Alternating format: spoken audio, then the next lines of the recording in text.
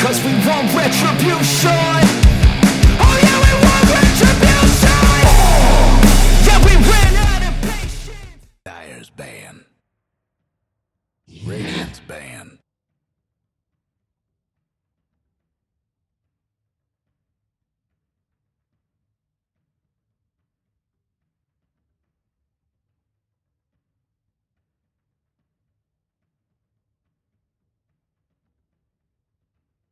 Ten seconds to go. Dyer's ban. Radiant's ban.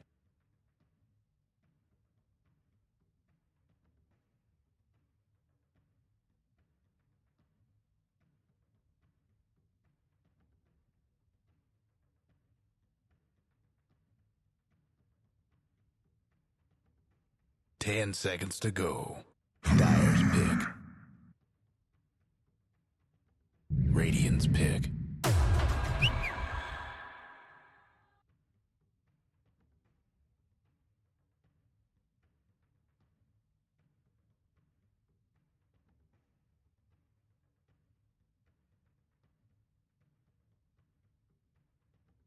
Ten seconds to go.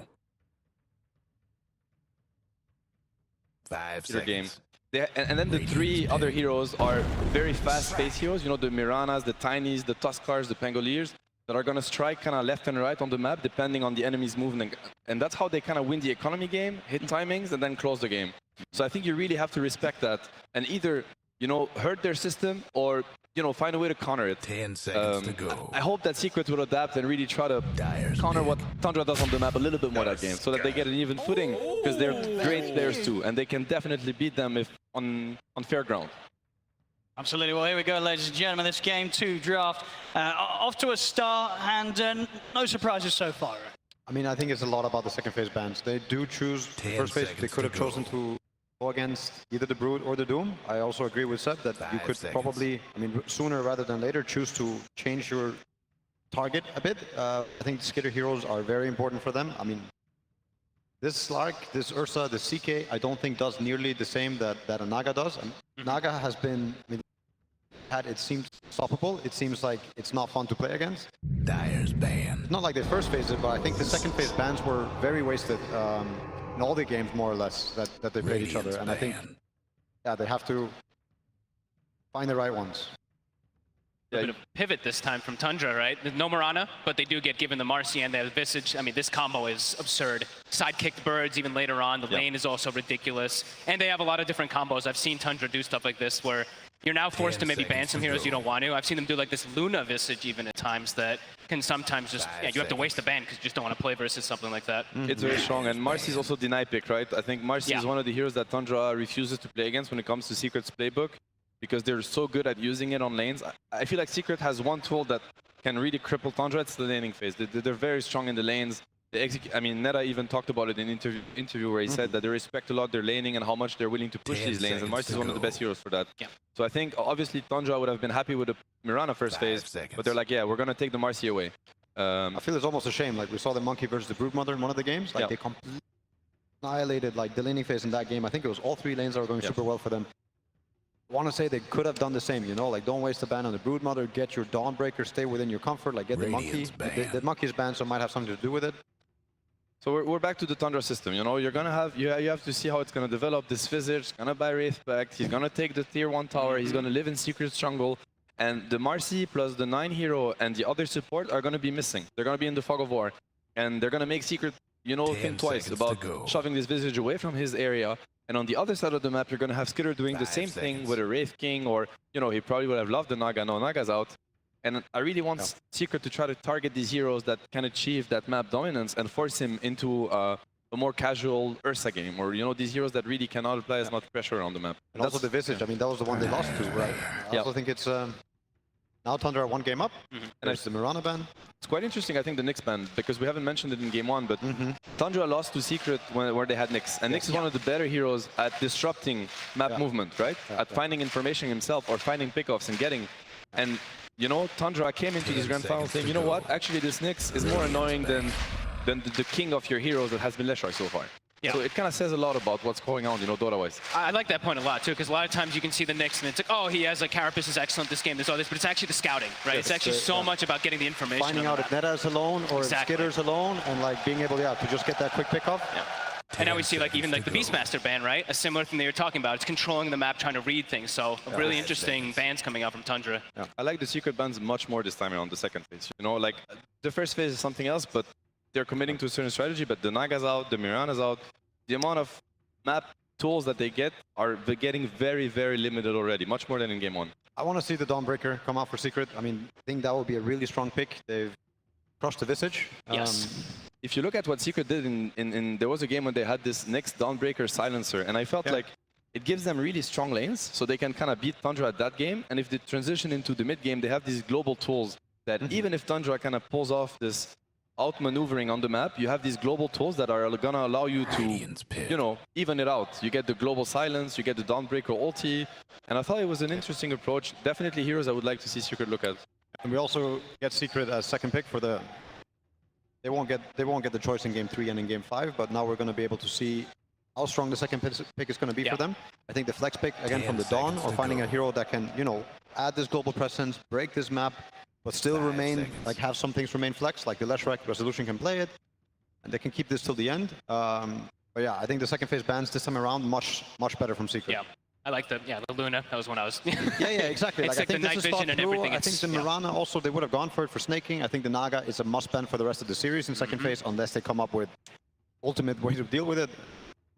Yeah, Luna Visage, very strong combo. I mean, we've played Tundra in TI-10 qualifiers, and they were doing this Luna Manta night vision abuse. So it's definitely a hero that they can use a little bit like a Naga. Constantly sending the Manta illusions, shoving the waves, sending them also to scout, because Skiter is one of the players that not only farms with Manta, he actually uses it as a scouting tool to increase his map presence. And as we were talking about with the Naga, like how he was using the illusions instead of just going camp to camp to camp. He's cutting the wave, even though it's not efficient. He's getting a little bit more info, especially during nighttime. I mean, they had full vision the whole night. Yeah. Sometimes even just suiciding illusions, just literally to get any type of information. Yep. And theoretically there are two ways to deal with Tundra's like kind of split push style. The CK is one of the heroes that they really enjoy doing that with. Okay, they go for the Phoenix into Chen. It's a great Phoenix game. That's new. When do they play the Phoenix? I want to say it's only with Visage they've played it. I think I only saw them play it once, if even that. I don't even know if I saw them play it here. They played it. I've seen Snaking play Phoenix once this tournament, I want to say. I'm pretty sure. So basically, I think Secret, you have two approaches. When you play against this split push heavy kind of style, you either match what they want to do, or you group up and ball up and try to force them into a 5 versus 5 fight at a pace that they don't really want to get into. And I feel like Chen Lesh is a perfect lineup to push the issue before Tundra kind of gets online with their heroes. Think about the Leshrac Bloodstone and the mech timing. It's going to be very close. These heroes play together really well. Chen is going to bring a ton of armor and a ton of buffs on this Leshrac that are going to kind of help him live through the Tundra burst.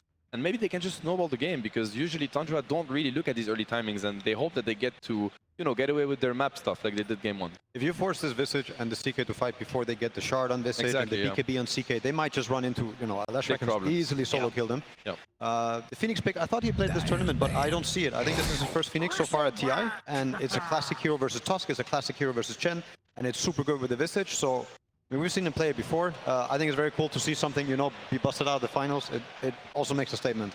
We're seeing a very different approach from Secret this game. Very different. Remember Chen Bristleback? Remember some Chen Bristol? Yep, that was at TI9? Yep.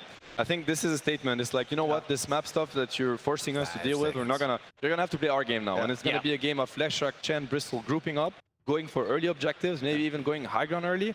And it's like, have you thought about that happening to you? You think Kuro's watching? Hopefully he is. I think inner Kuro right now is like push the base, push the base. It lets them set the tempo even better, because last game they kind of wanted to, but their heroes didn't, especially after lanes, like things just crumbled. This one, it's, like you mentioned, they're going to be able to force them into Roche, force them to fights around towers. Counter the Visage as well, Bristleback, like both on the lane, but also in the game. I also think he doesn't care at all, the CK and the Phoenix early on. I mean, later on it starts changing a bit. I really like Secret's approach so far. Yeah, it's very interesting. I feel like, Dota theory-wise, they have a much better shot this game than the last one, in my opinion. And I feel like there's a lot of pressure on the 9 hero, because he needs to be the one buying time for House Skiter, He doesn't get and last pick. 33 and he doesn't get 10 last pick. seconds to go. He needs to enable his side laners this game. Do you pick against the Lesh or do you pick... 5 seconds. Yeah, you against- actually don't know. you Rezo don't has know. been playing Lesh. This It could be be Rezo Tusk Lesh. Lesh. It's easy setup. I think it's quite laneable into the CK Phoenix, if it's going to be CK Phoenix, which I think it will be. It's tricky. It's very tricky actually. Tundra's tended to not really prioritize, like, you know, counteracting like that matchup though, right? Like we've seen like Liquid's approach to Lesh, they pick like the lean a lot of times. 9 usually just sticks with his style. Well, so. but still, 9 has his counter picks. Like when he saw Yeah, Secret it's pick true. Pangolier, he went for Lizard Man. I forget the name. Primal Beast. Primal Beast. And I think he will take his opportunity to counter pick when he Fair can. enough. Like he really wants, you know, when he saw the Lesh before, they picked the Tusk, knowing that most likely I can get this matchup, and that's the one he likes, you know. So now he has to pick blind, and I think Nisha might have an opening to really punish if he chooses. Let's see what he's gonna look at. I mean, we are getting a Puppy Chen in TI finals, which I think is very exciting, by the way. Like, I love it when both teams are getting their bread and butter, you know, because this is where you're gonna get kind of the finest Dota out there. Played And Dota for 20 years, it's and you amazing. just pick your favorite hero, you know, the It's one you amazing. want to play. Puppy Chen in TI finals. What else do you want to watch? You know? 5 seconds. That's what he also picked the Chen out how many times versus Alliance? Probably many times. Yeah. I mean, there was I'm trying to remember the drafts for all 5 games. 10 years later, back at it. And what do they go for? Arc Warden. Okay, that is Very Interesting. that's quite the pick. Yeah. quite different. But look, Wow. I think Nisha's going to find something, don't you? I don't think he's going to accept the Leshrac mid versus this. No. I think he's going to Yeah. choose a hero versus the Arc Warden. What's 10 left? I seconds mean, to go. Pangolier is out. Batrider got banned, so they were already setting up for it. 5 seconds. This is Nine's first Arc. Arc Warden is very nice with the Tundra's heroes. It's very nice with their playstyle. It plays a lot like a Naga. It's a hero that's hard to deal with, that can open areas safely, get information. You know, it's an amazing pick for Tundra's lineup. It's good against Lash, but I feel like Secret's lineup is one of the lineup that can make an Arc very scary, right? Like Yeah. very scared, I mean. But this is not a typical 9 hero, like whatsoever. Like maybe it's similar a bit to the OD, who doesn't rotate very much, but almost every 9 hero likes to rotate. Like there's Yeah. Zeus and there's some other ones. Okay, Morphling. Morphling. Yeah, Take your here we go. pick. Morphling mid most likely into the Arc. Probably expecting it to be Very a pretty good likely. matchup. Yep. There it is, and it's going to be a Rezo Leshrac. And they're just kind of sacking this Leshrac a little bit. And because, yeah, it's a rough matchup. Leshrac mid against Arc is not fun by any means. But last time he played it, he ended up with Blink, Bloodstone, Hex very early on in the game. And I think if he gets the same type of snowball or same type of game, I think it's going to look incredible. You close the gap versus the Arc. You don't care about the Visage. Like you can also blow him up. I don't know. I like Secret's approach here. I really Yeah. like it. And I think 9 might regret, you know, not having stayed for a more active hero. But let's see. I don't think anybody's going to help the Visage this game. No, it's a I mean, I feel 10 Tundra's seconds Dota. to I go. think it's extremely powerful, but this is probably the first game, 5 the game where I feel seconds. the most that they can be very challenged. Yeah. And they can be crippled. Yeah. What do you sort of reckon, Fogs? You know, Nisha Morph, it's popped off before. Is this a game where we can expect to see Nisha get to a level where he's going to be having the potential to 1v5 in these team fights? He's got good scaling. They got good ways to force team fights. It looks pretty strong. I mean, I've said it before also in the last game. I think they do want to keep the ball rolling, Secret, and if they don't, Thunder's going to run away with it again, and they're going to get to play the map, and it's going to be a very painful slow death for Secret. Yeah, I mean, I think the ball is in Secret's court. They really have to score. Nisha Morph is incredible. Like, he's one of the best morphs out there. He hasn't gotten to play it as much lately, but I think everybody that ever got to face his morph still remembers. He is an incredible morph player. He can make wonders in this game. Let's have a look. We'll find out soon. Surely we'll be able to pop over to Coach. But before we lose your kind of final word, Seb, Secret, how do they bring us back from that loss in game 1? Tempo. Play their heroes to their strength. You know, it's a Bristleback, a Leshrac, a Chen. Thank you very much, Seb. Over to Slacks now.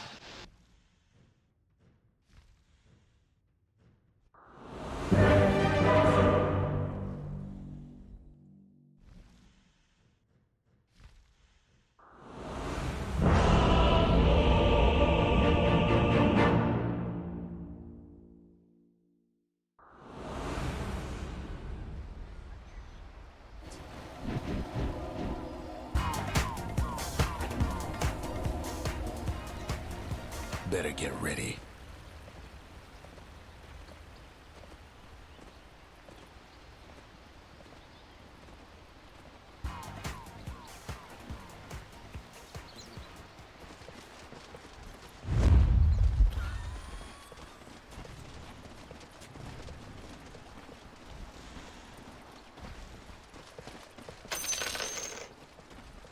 You again? Voila.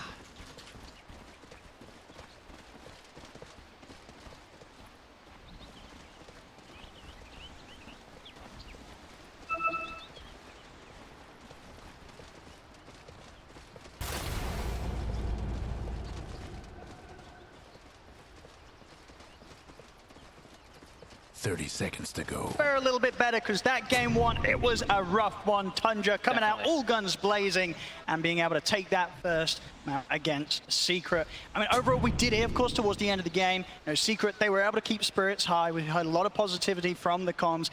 Exactly what you need right after, towards the end of a very rough start to the Grand Finals fall. Yeah, and I like the, the big pivot that they made this game. Rather than looking to chase heroes around, looking to try to catch Tundra, which has seemed to be one of the biggest problems for most teams this tournament, they're the ones who is going to be forcing the issue and forcing Tundra to kind of react to them. So let's see if that works. We see right away, Tundra, they go for this level 1 smoke play. Incredibly strong level 1 with the Marcy, with the CK stun to chase heroes. But we see the Secret prepared. They had this early ward placed on top of their outpost to see immediately when smoke broke. Prepared for that early game. We'll see how well, Secret can deal with some of the more different heroes that Tundra are bringing into the fray this time. Eyes are going to be on 9, see how much he can do. Oh, that is annoying. He's going to be able to get a bit of damage down to Chrysalis as he tries to get towards his lane. He knows he has no risk. He's playing versus Chen in the lane, so you can easily go for these type of pressure plays. Give 33 that first few creeps advantage. I mean, so this mid matchup as well. We're seeing two sort of greedy heroes here that have potential to really become the carries for both teams. The Morphling versus the Arc Warden. Anything exciting to come out of the laning stage? Is just going to be a trade and farm, or do one of these heroes have to be more careful than the other in this matchup? Probably a trade and farm, maybe 9 slightly ahead if anything, but no, I'd say mostly just a trade. We've seen Nisha and just Morphlings in general.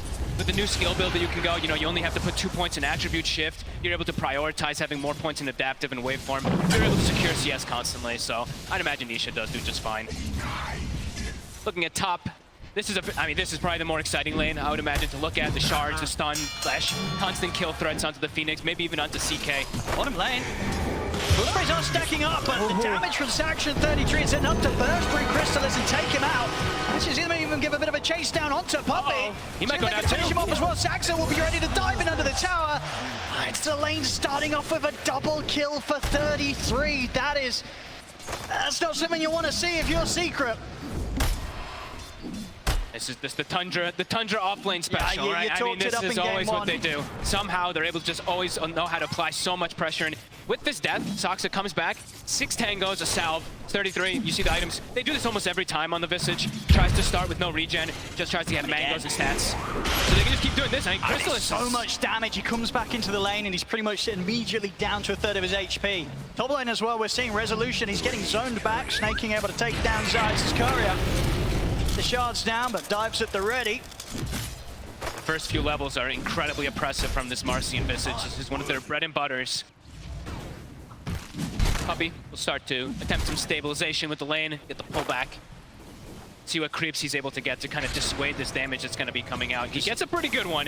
This is a good one to at least harass them back, kind of stop their aggression.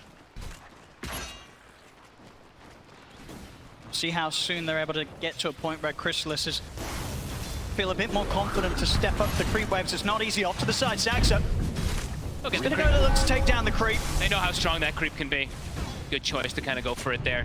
And this is a great lane for the Visage where it's like, yeah, the Bristle, as the panel, as Sabinoto were talking about, you do counter this hero in a way as the game progresses, and even in lane sometimes, but also you have infinite mana, right? Visage is just always able to just bash out those spells constantly onto a Chrysalis' Bristle. See that. Puppey quite able to take the small camp back before the respawn. Saxa ensure that it will be ever more tougher and tougher for Secret to gain momentum and control of the creep waves down in this bottom lane. 33 is able to hold it in a fantastic position.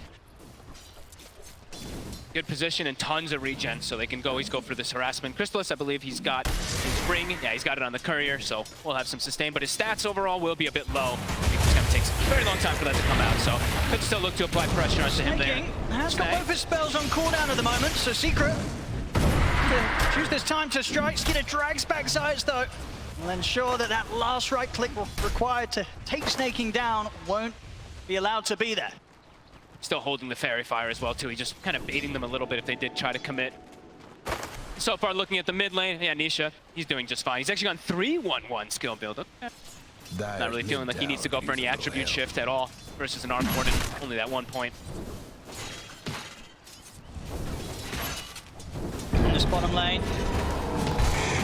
Poppy in particular has to be very careful. I mean, Chrysalis as well, honestly. With a sidekick, with the rebound, Quill Sprays are stacking up, but Tundra, at this stage, with the lead that they've already managed to get against the Bristle, it very much seems that Marcy and Visage, they can kill that Bristle before the Quill Sprays become too much and he starts killing them. They know exactly when to push it, and they know that they can get away with it. It's just like last time, right? When they have this Tide plus this Hoodwink versus that Pudge. This time it's Visage with Marcy. Heavy physical damage, Blades of Attack again on 33. Same build he's gonna go as last time. Not the phase boots, but of course just Wraith Pact, high damage. And how do you sort of recover from the state of this bottom lane? And it feels like one more death from Chrysalis down here, and it's going to be very, very difficult to bring this lane back in Secret's favor. I like that he bought the raindrop. I think that's a good, at least, attempt to be able to, you can get a trade kill probably with those quills that we saw Soxa drop low. Just any type of small stats, any type of small survivability will help. His ring still sitting behind the tower. He actually hasn't brought it out to himself. He will in a second. I think the scary thing as well, of course, is from Saxa, you know, having a good start down bottom with the levels that he's going to be getting in on him. You know, the other lanes, they've got to be prepared as well, right? The perfect hero Marcy to have high impact at any part of the map that happens around these tier 1 towers early. They've got to be prepared for Saxa to turn up and turn things around, just like he was doing in game 1 as in Husband. Bottom lane, another jump over towards Puppey. It's Puppey and Chrysalis try and stand their ground, but Puppey goes down. Chrysalis might have a chance to chase Saxa out this time, as Saxa, has he got any further options of getting away? He doesn't, so Chrysalis finally finding a bit of action going in his direction. Honestly, maybe that's the way you have to do it. Just Puppey has to sacrifice himself. He has to be the one to just soak those soul assumptions for Bristleback to just get this type of trade, because otherwise, yeah, definitely seeing a bit of problems. But Chrysalis, once he has Vanguard, he'll be able to at least stay down here a lot easier, and he's getting pretty close to it. As we can see now, despite sort of the deaths that have occurred down on that bottom lane, Chrysalis, he's pretty much keeping straight even with the farm that Skiter, you know, carrying for Tundra on the other side. The map is getting as well. Yeah, pretty much Vanguard is going to be done, so should be a lot safer. And Puppey, he's going to start getting some levels, so he's going to be able to actually protect Chrysalis. We see him grab some magic resistance and also just a little bit of extra damage. So that actually would help a lot. That little bit of Cloak Aura is going to come out. Could protect Chrysalis enough. Let's see. See if Saxa at 33 can get away with this, but now with the levels, indeed, at this stage, it very much feels like it's not going to be nearly as easy as it was for Tundra in the early minutes of this lane to take down the Bristle. Chrysalis, as there's been a few deaths here and there, he's got through the rough bit of the lane stage. But Visage level 6 already. That is pretty massive for 33, having it this early on. The Blast is going to be at 2. Caught him in the shards. Nisha, he'll look to step over and finish off the kill. He'll get it. Zayas should go down into the Spark Ray. So both mids able to take a kill out of this one. He's turned up with the Familiars, ready to chase out Nisha. Nisha's got a fair few one charges. It's only level 1 shift. Pull back up, he can't. The burst is there from 9. It ends up being a double kill for the mid-Arc Warden. And they do punish him for having level 1 attribute shift, right? Maxing a waveform, having 2 points in the adaptive. You do see that they're actually able to get that damage come out. And all that is because 33 hits the 6 so fast down bottom. He's able to come in, and of course the timings that are enabled off the back of that is pretty huge already. The completed Midas out onto 9. Wow. He's able to get this, you know, started very, very early on. Beautiful. As he's going to be making the money. There's every reason to believe that unless Secret can make any moves to find this Arc Warden, 9, he's going to start shooting far, far ahead of anyone else in this game with regards to the farm he'll get. It feels like it could get to these points where maybe the CK pick is kind of this distraction, you know, and this Arc Warden, he's going to try to transition hard into that real carry for his team. Other good thing about the double Midas, as we saw there, you automatically get 2 neutral items. It's actually very nice when you're able to get it this early on 9. Dire's top tower. You know the drill. And now they're actually, so look at this, bit of a dynamic change. Yep. They're going to put the Visage mid, have him match up versus that Morphling, and they're going to send the Arc Warden for the time being down bottom. To top lane. Trying to go for snaking. They do connect with the stun. Nice the play. Secret get in and take him down, and will in fact see Tundra sort of bail out from this top lane. Give a chance for Secret to put some pressure on. Likely with the TPs out, probably not going to be an area of the map that Tundra will look to hold on to. I mean, we did see this, of course, last time round as well, right? Game 1, 9 minutes in, Secret, they get this good timing on the tier 1. Snaking will turn back up. If he's able to do anything on his own, he has to be very cautious. Secret still with 3 members around, looking to pressure on this top lane. So. He's just soaking, it looks like. Just trying to soak up any of that bit of experience. But the fact that this has happened twice now, it very much seems that, you know, Tundra as a team, they sort of make the call to just not put any resources into holding that tower. Just let it go. They tend to be, you know, that extremely efficient team, as we hear lots of players talk about. Very frustrating to play versus Tundra because they know how to dodge these plays, dodge the aggression, trying to make as little mistakes as possible. Another neutral item, of course. And yeah, giving Soxa now some levels too. So distributing that wealth, top 2 net worth, and the CK Skiter. He jungles just fine. He's going to be able to keep his pace up and probably look to do what he was doing anyway last time, is still look to connect top, use Phantasm just to farm, kind of acting as this pseudo Naga Siren. Of course, last game, very much saw that Secret, he never really found that chance. So we get Crystallis involved. Top lane snaking, out with the dive, doesn't matter. Nisha has got those final few right clicks chasing him down. We'll get the kill, so things looking good here for Nisha. And despite the quick Midas timing on 9, Nisha very much close behind him in farm. And he's got this matchup always as he sucks, so they have to get on him. He's got anything to rebound out towards. He doesn't. Secret, they hold him in the river. Able to bring it up even now, 6-6. Secret definitely doing a bit of a better job this time round at responding to some of these movements that Tundra's making around the map. And playing around Nisha, right? With the skill build that he has so much burst potential. He actually has the gap closing potential as well too versus most of these heroes that can sometimes be a bit annoying to get on top of, so far looking to continue to play aggressive around this Morphling. Definitely seems sort of a bit of a heavier focus around playing around this jungle of Tundra. Just trying to make sure that Skiter doesn't get nearly as much space as he did last game. Obviously, the difference in dynamic this time is the concern that too much is focused on trying to shut down Skiter's area. 9 goes uncontested, and it's been quite a few minutes now that 9's been able to sit down here on this bottom lane. He's getting complete free farm. A lot of space. Starting to be pretty annoying too. Crystallis is caught in an awkward position, eats 2 or 3 of those spark rates. Smoke up from Secret. They're going to try and make moves here. So far, Resolution Sites, they've done a pretty good job at killing off snaking when they catch him. Skiter, it's going to be a bit of a bigger kill. They're going to go straight in for him. It's close to the tower, though. Let's see. And it looks like Tundra may have made the call to not sort of throw in any further TPs. I mean, it's not even needed there. Tundra, they make the sort of calm response to not react with TPs, knowing that Skiter's just able to walk that one off. But with that slight moment of like space at all, you see Puppey rotate toward mid. This is how they want to be playing. They want to be the ones who are dictating that pace, dictating this tower aggression. We'll be able to claim this one early. Nisha, he's almost got his Dragon Lance also finished up, so very farmed so far on Secret. And they're also, in the meantime, I saw they are starting to stack Ancients a little bit too, so making sure they do have that condition for the Bristleback to continue getting that increase. Got it. Or Secret, though, infinitely better than that last game. It's certainly feeling a bit more solid, but I imagine to a sort of a point with regards to the drafts, this is sort of expected, right? This time around, Secret, they gave themselves a bit of a better shot of having this sort of earlier hold, earlier pressure that they're able to apply, and at the same time, you know, the change with 9 playing an Arc Warden instead of a like Tusk. a carry. He's going to react to sort of these moves a little less. So I don't think, you know, Tundra, they're not going to feel too under pressure despite losing some of these early towers. They've gone for a bit of a different approach this time round. Absolutely. And, you know, at the moment, under a 1k gold difference between the two teams. 9, I think he's still very happy. Yeah, it's a totally different approach, right? The last time they had the Tusk, who's super aggressive, constantly rotating, making plays. Now it's just, it's a full economy game, really. Everyone's just trying to find as much farm as possible until they find this timing. Wraith Pact is done. Looks like now they're trying to speed up a little bit, go for a tower pressure of their own. They'll take this one for sure. Secret, they'll have no interest in this fight, this defense around this bottom tower. Secret's maximizing. You see now, as we were mentioning, the stacks. Triple Ancient stack, double hard camp. So Crystallis will have a bit of enabling coming out of your juicy stacks. Good farm for Crystallis. We saw very much in game 1 as the Pudge pretty much held behind the entire time in terms of farm on cores. Clear these stacks, get on the road towards the Aghanims. That's going to be the point where you can imagine the Secret, they're going to really start stepping things up and get up towards the tier 2 pushes with a Vanguard, Aghanims, Bristle. They're going to want to do as much as they can aggressively with it before 9 suddenly turns up and he has 3 items done. Very farm-heavy game, though. Showing all 3 lanes. See, the Morphling shows bottom for a second. They show mid, I believe, on Zayats. Lesh top 2, but good ward coverage. So Secret, they know they're safe for the moments. Kind of grouping together with Puppey, with the mech, with the Hand of God. They're tanky. There's a lot of damage on Tundra, but this Bristleback with all these heals might just be able to pierce through them. See if they can get on top of any of Tundra.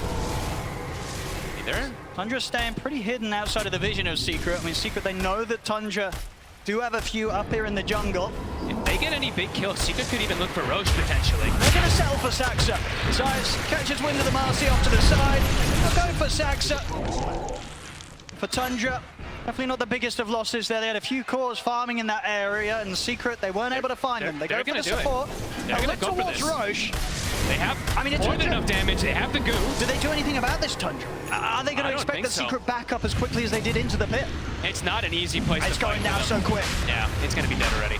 Secret dictate the pace. Very good moves here for the Secret so far.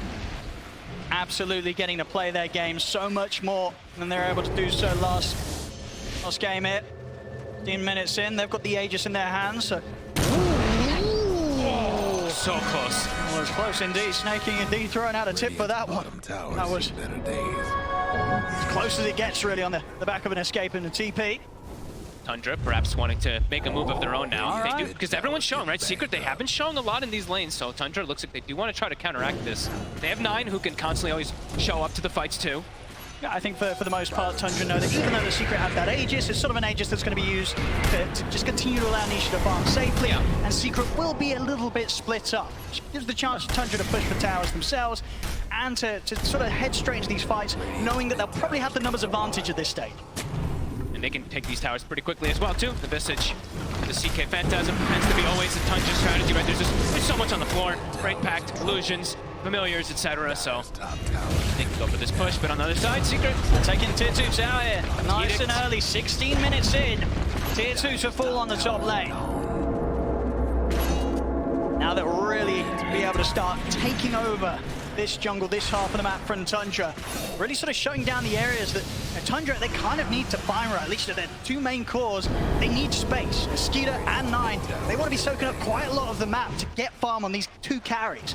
Yeah, it feels like it's going to be quite a long time before Tundra just looks for this head-on type of fight. Unless they see, like we said, unless they see Secret completely split up or something like that, feels like it's going to be quite a farm game coming out from them. Even Soxon now showing mid. He might get punished for this. Now they got him before. Looks like they're going to go for him again. Find him, Zayas. I don't think they got vision of him for a second. Now they do. That's a skiter by his side, but Too much. won't be able to jump over towards him in time. There's Saxa going down. Similar wards coming out from Tundra as they did in the last game. So this one, exact same ward, and actually this one not on the high ground this time, but similar kind of purpose to watch any of these movements that are coming out from Secret, because Tundra, as we said, I think this is really going to be pretty emphasis of farm until 9 says, hey guys, I'm ready to show up. And maybe that's going to actually happen sooner than we expect, because I believe the Gleipnir is about to be done. Just a recipe away. That could be the indicator for them to show up. It does add so much potential for this hero. The damage, the control, everything, of course. But allows you to just freely land spark rates and kind of just keep people away from getting on top of you. So let's see if that is when they are going to look to fight. Could be difficult to close that gap onto 9, especially considering the heroes that are drafted around him. A lot of frontline, even sort of from the supports, right? Yes. Snaking getting him with the Supernova, Saxa throwing himself in as the Marcy, getting him with the rebound. Very much multiple ways that Tundra can set up a team fight to just allow 9 to go to work, with Secret having a really tough time getting on top of it. Honestly thinking about it. It's hard to push for this tower, even with the moments left on the Aegis. Secret very careful about how they look to make the next step. Risky move. Don't want to overextend and get 5-man. They haven't seen this. They haven't seen the Arc Warden in a while, so they probably don't know either what 9's got just yet. Level 13 on this Arc already. Running around as a unit. 4 heroes together on Secret. Well, it's Chrysalis. Looks like he's got the BKB ready, so it feels like, yeah, Secret, they're just going to keep trying to push the tempo a little bit faster here. Got a blink now on the ledge too for Rezo, so as you mentioned, can be a little bit hard to maybe get to this Arc Warden without just the Morphling getting on him. Now Rezo's got a tool of his own. Okay.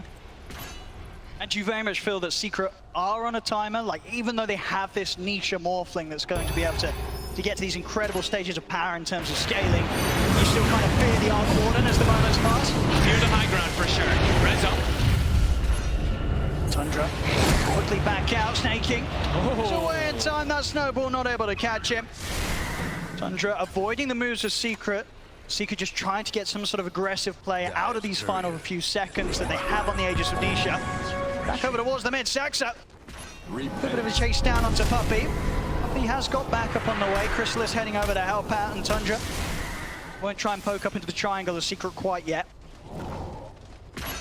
Will with Skiter up front. He's actually going to go for Puppey.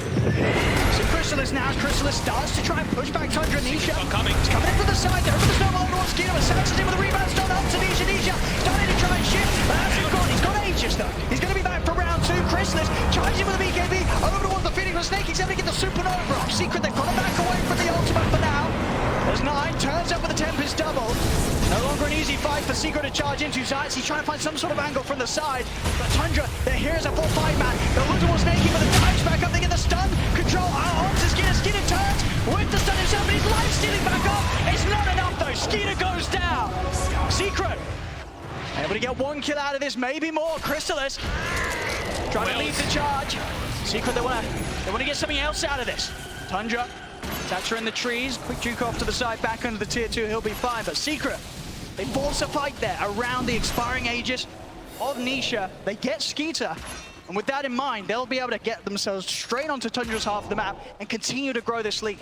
Perfectly rallied, right? Rallied on Puppey. That's got to be the name of the game. He's got the Vlads, he's got the mech, he's got all these auras. We see the ice armor coming into play. Chrysalis had no fear. He pops BKB and he just starts charging right through everybody. And then they nicely kite and play around that supernova beautifully. Tundra maybe going a little bit too hard going into this Secret lineup when there still is that Aegis. It was 10 seconds until it was going to go down. Yeah, it was a very clean reset as well there for the Secret. As soon as the supernova comes out, they're able to sort of back off. And you can see, from Tundra, they still commit into this. They very much feel that they've got the strength to do so with the 5 of them. Wasn't quite the case. Losing Skeeter here to what was a very patient Zayats, just keeping himself held to the side, looking for that opportunity to open things up onto Tundra from maybe an angle that they weren't quite ready to sort of expect that entrance from the Tusk from. Back in action, talking about the Tusk, Zayats. In with a jump, they locked out Snaking. Skeeter looks to turn, they've got the blinding control out, but Skeeter's trapped. Trapped on the low ground, he'll stand his ground, the title was ready, the Queen's coming out, they're taking out the 2 of them. It's a double kill for 9.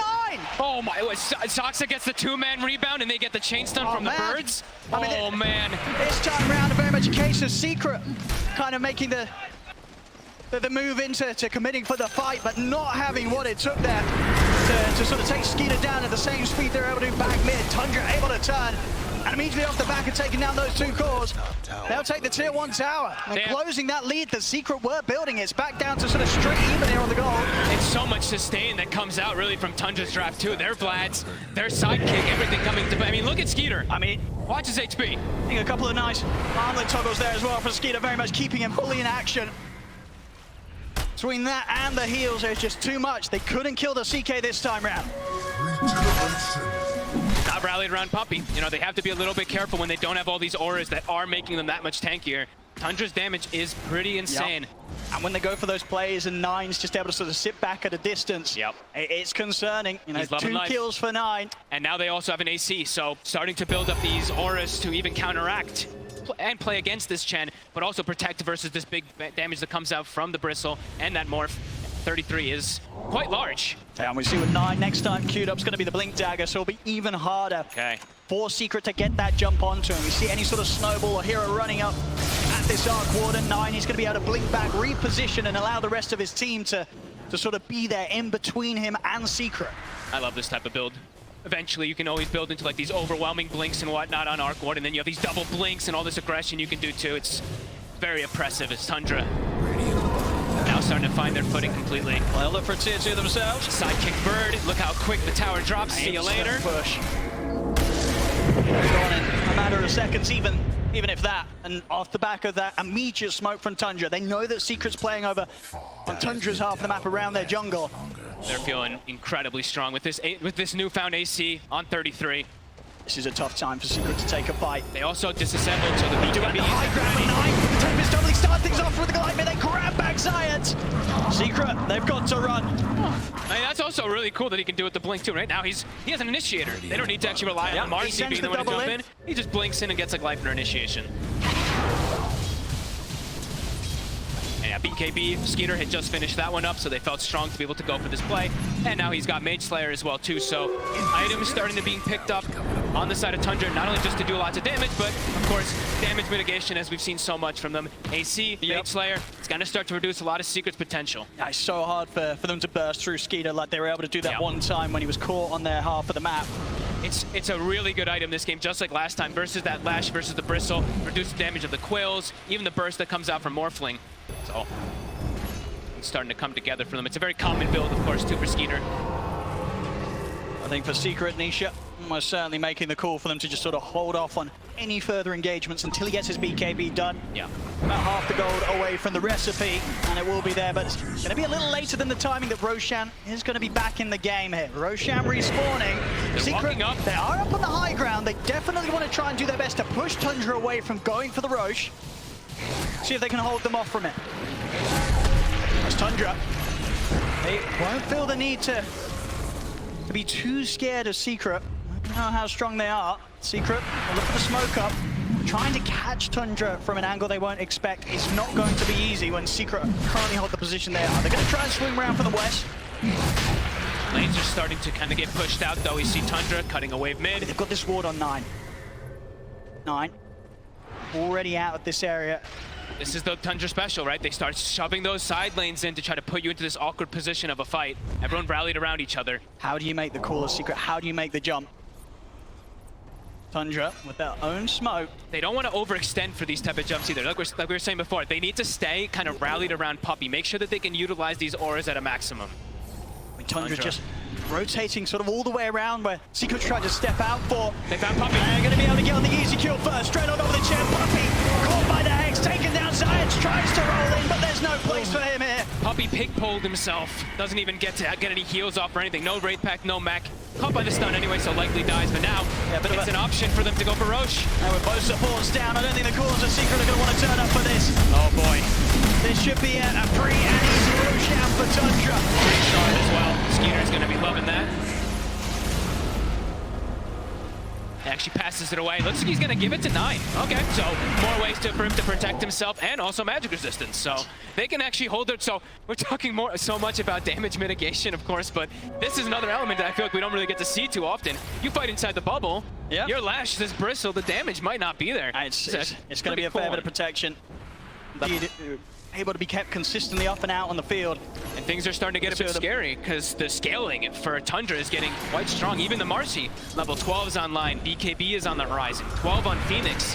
Game plan for Secret is starting to get kind of dissuaded. Around the mid, they do find 33. Okay. Alan on his own. He's very deep. They might be able to do something about the familiars as well here. Big pickup. The slip up, a rare one as well there from 33. Out on his own, will be out now for 40 seconds.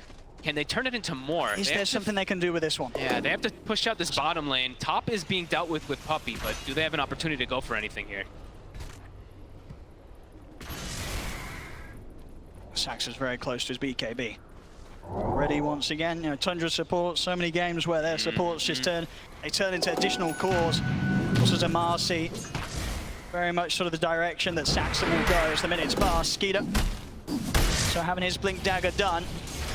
May have killed 33, but it definitely feels like there's not a whole lot they can do with that. They're looking towards 9's Tempest double at the top. See if they can sort of burst through that, get a bit of extra gold for themselves. They will, they'll take it down.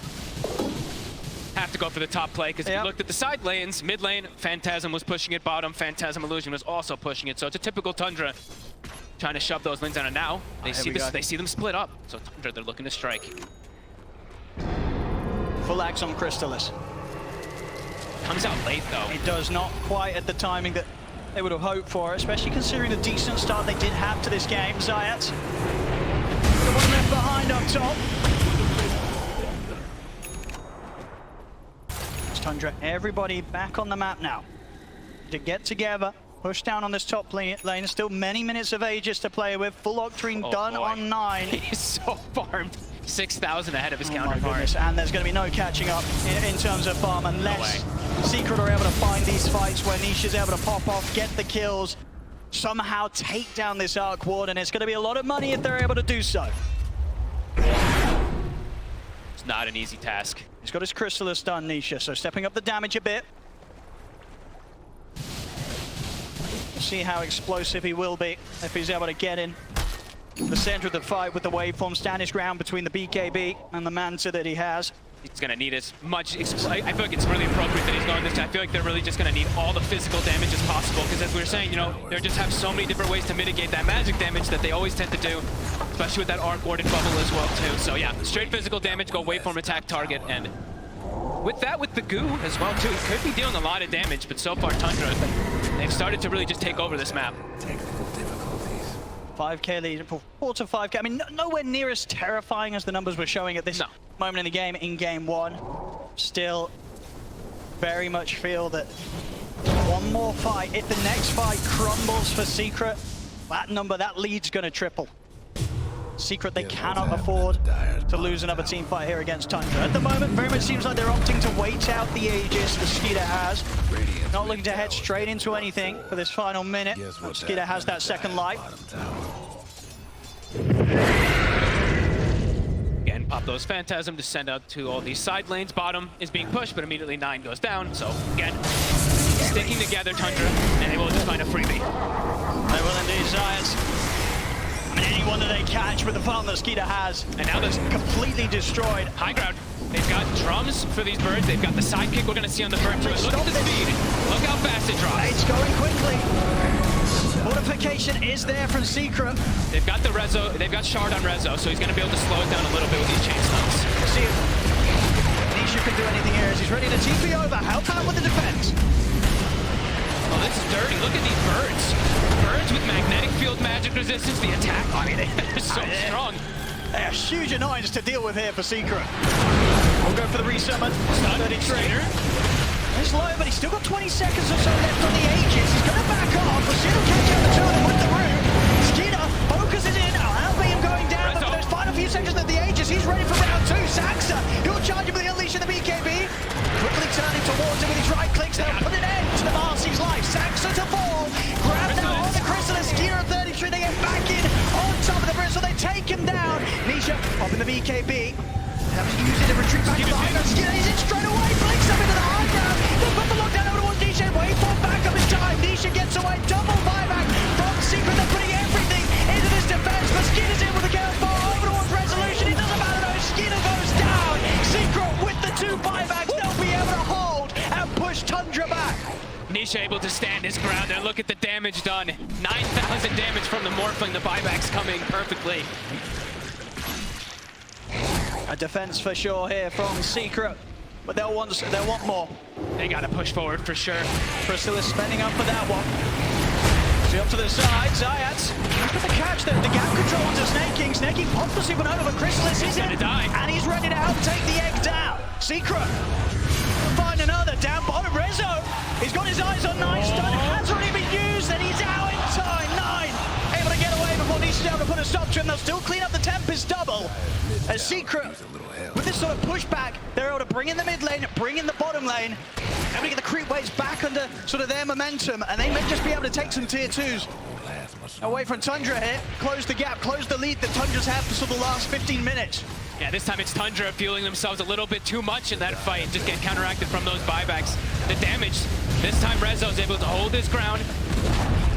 I mean, we're very much seeing it. You know, you get given sort of any window from Tundra, you have to take full opportunity of it. Immediate smoke. Exactly what Secret's doing. Yep, they got to smoke, sweep the map. They still have some heroes dead. Ult's on cooldown. Try to get as much as you can out of all Yeah, this. they've got to keep their foot slammed down on the pedal. Hit to Rezo. The find 33 off to the side. Took himself for now, but they're surrounding him, and he's got nobody else in the area. So 33 will go down. Secret. They continue to play it hard and fast, fighting back at Tundra.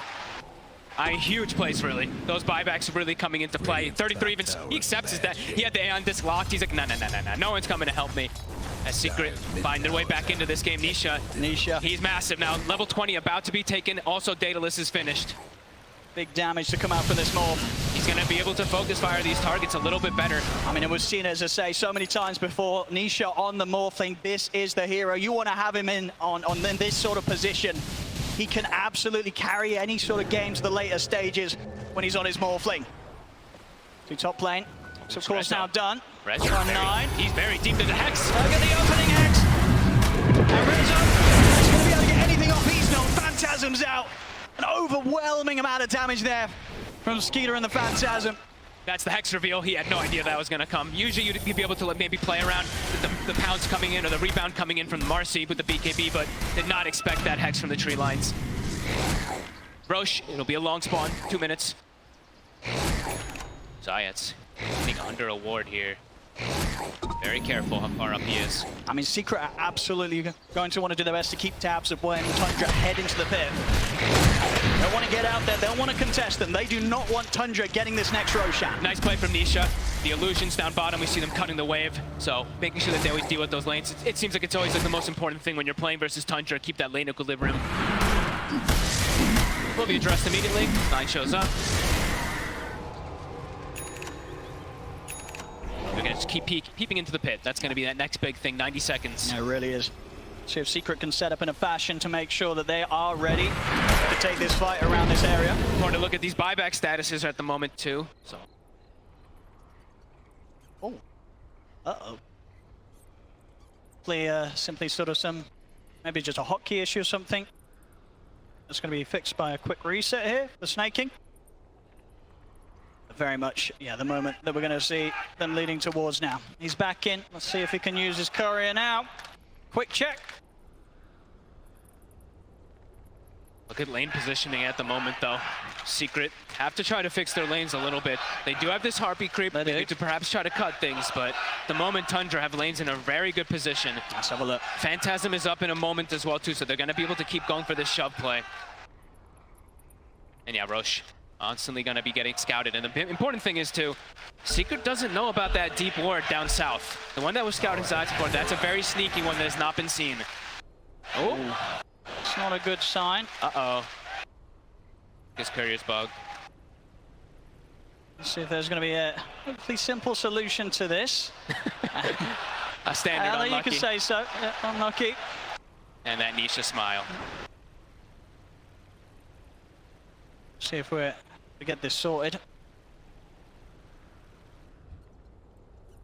Bit of a, you know, not really something you can play on with.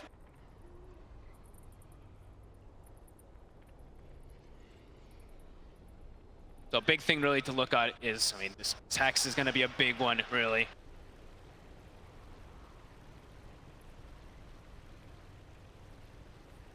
Looks like we're just getting this checked out now on the stage. Should be enough fix. I mean, not something I could say I've run into before, right? I've had it with neutral items sometimes when you're trying to take it with wards and smoke. Maybe. It doesn't have a neutral there. So I think maybe the speed that we did have to reconnect the first time round could have been without a client set, so probably go for the full restart this time round. Hopefully, if not, he'll be able to at least drop the wards and give them to a different courier so somebody else can bring them, but be ideal. This pause coming at a very important moment of the game. 17-17 here, 35 minutes in. Without a doubt, very much getting much more of a balanced game of Dota 2 on our hands this time round. Secret, they've dealt much better with what Tundra's brought against them this time round. It's really neck and neck. Just because, I mean, especially how big Nisha really is. How much going to be able to do with this Daedalus. Approaching his second item afterwards, too. Survivability will be there for him. Let's see. Let's have a look. Just cross, ladies and gentlemen. So are going to be all working after the pause. Let's see. Looks good. Oh, is it? No, it's spazzing. I actually see it. It's like it's like stutter walking actually in the base, I think. Second, it tried to move. Yeah, it says retrieving items. See, look. Click on snake items. On the actual courier, it's above. Okay, now we're giving it another try. It usually tries to pull it from. Well, he dropped it. There we go. Let's see, we're good to go. A little bit of a way to break out of a bit of a soft lock that was there on the courier, but it's all good. We're all good. I think we all needed that. You know, a little bit of a reset. Okay, let's get back into it. So, you know, that was always a bit of a concerning position, but we're all good. We're all good. It has been fixed. Let's see if it shouldn't be an issue down the line. Maybe the courier is just sort of stuck or something, but it's good. It's all good. We're back on. And around, of course, the focus next up for both teams going to be this Roshan. Less than a minute until it's going to respawn. Wow, Nisha already. Full satanic. He has it. He's getting the items, Nisha. He's getting the items to be able to do this. And still, yeah, obviously a huge gap in net worth between him and the Arc Warden. But that's always going to be expected up to a certain point at this stage, especially with the amount of freedom that Nine's had. And Nine, of course, this game 4-0-5. It's a pretty much complete free farm across the map. Tundra at the Hex though. They're early in the opening. There's no more save though. It's going to be there. Give Nisha a bit of a chance to break out of this initiation from Tundra. They jump across sides, looks towards 33. Then push Saxa out towards the side. Nisha beating him down, takes out the Marcy. Towards the Tempest double next. Tundra losing that Marcy, losing Saxa like this. They're very careful about how they come in for the fight further. Beautiful play really from Zayats. Just immediately, that's the big thing they have to watch Big out saves. for. It's just the chain control. If they can chain stun, chain hex the Morphling, that's the way that Tundra kills him. I mean, all eyes on Zayats to go for those saves. Oh, there's the end the Hex. So Zayats is by his side. He's got to be there Every single time, Zayats making sure that there's a chance that he's to fight back. They catch him with the furthest on the Nishi's in so much trouble. They're taking it down. He bought out. Out for 80 seconds. He didn't have BKB still available, and they just commit for him. I don't think Sigurd saw that. All he had was satanic to rely on, but even if he gets that off, he's getting caught in the stuns. Oh boy. Almost certainly. And I mean, Roche now is for the taking. It certainly is. It's a big one. Perfect time for it to be back up here for Tundra. They head over to the pit. And with no Nisha, no Zayats, nothing that Secret can do about this. This is going to be a free Roshan here for Tundra. And Zayats is there. He's there perfectly to try to go for the save. Young BKB, Manta still on cooldown. The double roots, you see the Gleipnir coming in. He's able to cover. So much control, and yeah. Aegis Cheese, Refresher Shard. Who's taking the Refresher Shard? Who do you want this on? Usually it's the Phoenix, but Yep. let's see if he does opt to pass it to somebody Very else. close to hitting the level 18 as well, so the Supernovas have the potential to be huge. They have this ward up top too. Rezo. There's a Hex. There's Nine again. They've got the chain stun. Finding the opening, in with the rebound as well.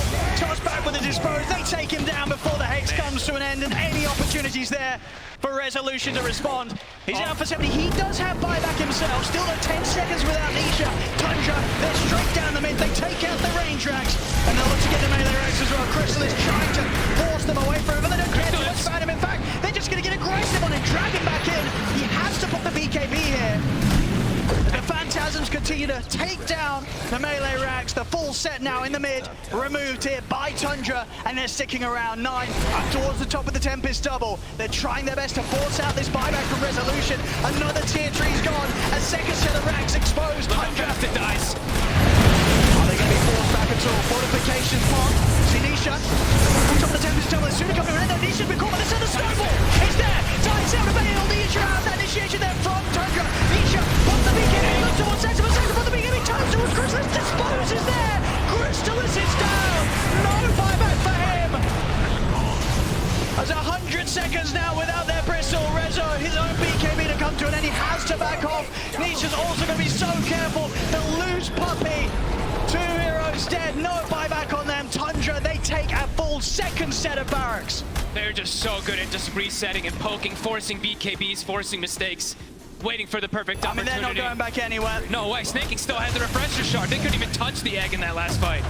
I mean, we've seen with it, so the purchases from Chrysalis, he did spend up. He would have had buyback back in 3 seconds, but he's 700 gold short of it. It's all gone. I mean, the way they kill those buildings is way too fast. I mean, the terrifying thing as well is indeed, Skiter still with that Aegis, Snaking still with the Refresher Shot.